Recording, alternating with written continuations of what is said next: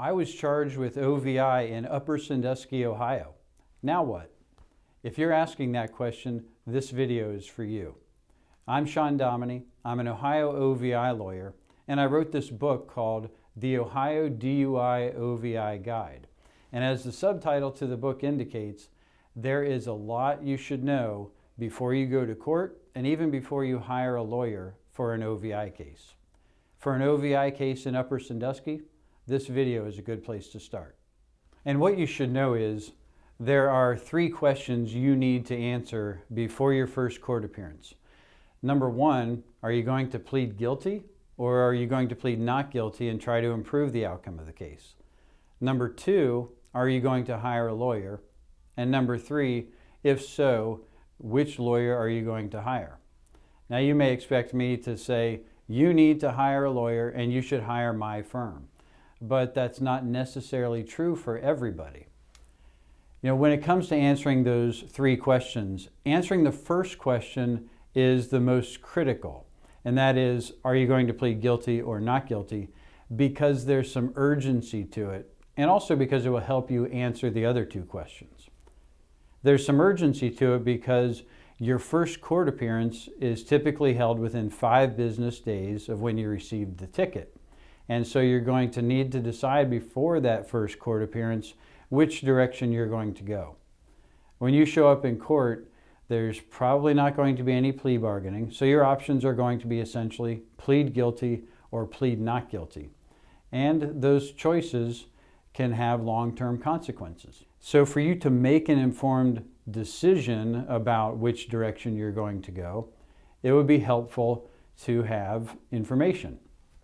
You want to know things like, if I plead guilty, what is the possible sentence?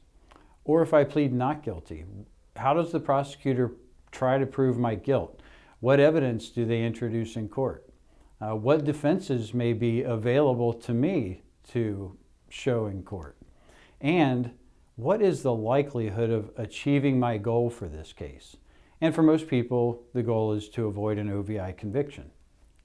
Now, to help you learn more about those issues, I've created a series of videos on our YouTube channel, which you can also see on our website. And our website, by the way, is dominylaw.com. And on our website, there are dozens of pages of information about OVI topics. So that will help you answer question 1. Do you want to plead guilty or do you want to plead not guilty and try to improve the outcome? When it comes to questions 2 and 3, we do have a resource that will help with those questions as well. And it also helps answer question 1. And that resource is the Ohio DUI/OVI Guide. That's a book that I wrote that you can buy online, but you can download the PDF version for free from our website.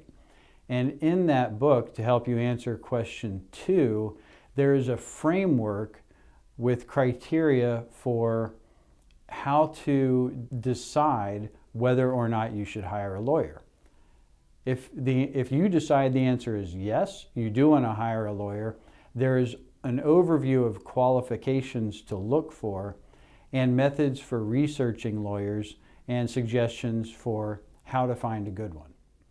I know that there is a lot to learn about OVI cases, and I know it can be overwhelming. But the resources are available and you can educate yourself. As you educate yourself, I hope that you use the resources that we've provided, and I hope you find those resources are helpful.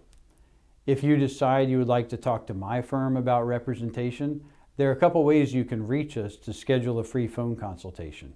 You can call the number on the screen, or you can submit a contact form on our website.